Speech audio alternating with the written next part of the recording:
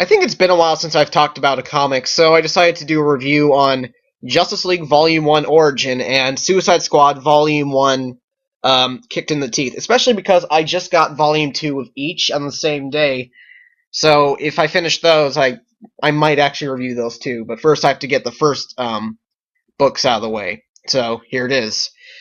I thought I'd start with Justice League Volume 1 because Jeff Johns wrote it, and he wrote Aquaman Volume 1. And for anyone who still thinks Aquaman is useless, one, Google his powers right now, and don't just judge him because you saw a funny sketch on Robot Chicken or Family Guy. Number two, it might be the best series he's ever written, Aquaman. And so I decided to read his run on Justice League, which I think is in canon with his Aquaman books too. This was sort of the equivalent to me as a summer blockbuster movie is. This is that's a good way to put it, I guess. It's a summer blockbuster movie put in comic book form. And it's kind of like the Avengers itself, the movie, of course, where it's meant to show a bunch of superheroes kicking ass, and you're not supposed to take it too seriously, but at the same time, you can tell a lot of effort put into it, not just, for visual pleasure, but also it has a decent story, decent characters. The thing is, this book, it's a fun read. It's also kind of weak plot wise because it's the same plot they used to get the Justice League together for like the last 50 years. These guys are in their own cities, doing their own business, never really talk to each other much, with the exception of maybe Superman and Batman occasionally. Because, they're the greatest superhero bromance ever. And then some sort of alien invasion. In this case, it's Darkseid. Big surprise. And so everyone has to unite. Aquaman comes out of Atlantis. Superman comes from Metropolis. Hal Jordan comes from Coast City, I think it is. Batman comes from Gotham. You know the drill. Central City, all that shit.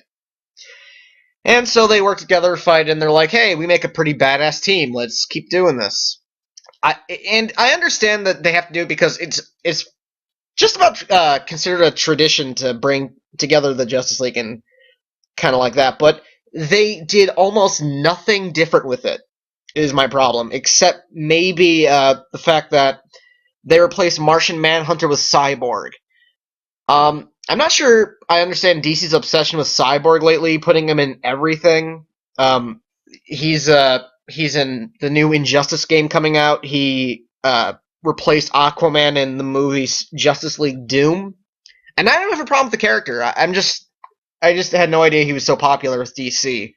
But like I said, I don't agree with replacing Martian Manhunter. I can understand replacing Aquaman because he's the king of Atlantis. He doesn't have a lot of the time he doesn't have time to help out with Justice League shit because he has an entire kingdom to run. He owns most of the planet, which is covered in water. Well, the ocean, not like all the lakes too, but yeah. So I can understand replacing Aquaman, but Martian Manhunter, I'm not sure I agree with. Maybe you could replace Flash or maybe Green Lantern. I would have replaced Aquaman personally, as much as I like the character. So Darkseid comes in, and it seems like this book is trying to appeal to newer audiences. I think that's a lot of what the New 52 is trying to do, trying to make it much, much less convoluted for new readers to come in. Then again, it didn't help with that piece of shit Superboy Volume 1. But that's another story, and another review entirely. The interactions between a lot of the characters is actually pretty entertaining. Most of the time, I like Hal Jordan, how he interacts with Batman. I like Cyborg's. They give a Cyborg a pretty damn good origin story. I'm not a fan of Cyborg, but this book almost made me a fan. And Flash apparently has a history with Hal Jordan. Maybe it's in some other New 52 book that they go into more detail with. I like how Wonder Woman experiences America for the first time, and we see how she interacts with everyone, with all the Americans, and trying ice cream.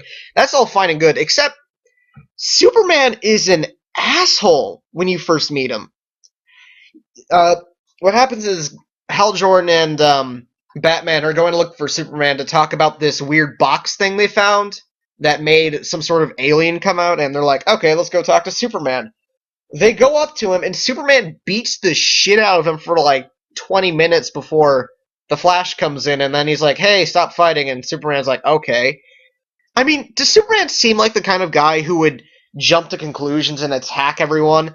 I mean, I can understand maybe someone like maybe Aquaman because his character's sort of angry. I can maybe understand why he would try to attack people, but I don't know. I don't really like how Superman was written, and some of the characters here, actually two of the characters didn't really have much of a personality.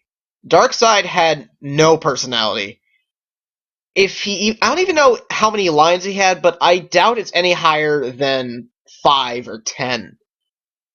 We don't know much about Darkseid after seeing it. Maybe that's the point. Maybe we're supposed to see him later on, I guess. And I do like how grim everything gets, where you start to see the city starts to look like a post 9/11 view. So overall, it's a pretty fun book. It's fun. It's not like the best written thing in the entire world. Don't expect much. It's just the bare basic Justice League getting together story, and I guess that's good enough for me. Yeah, it is.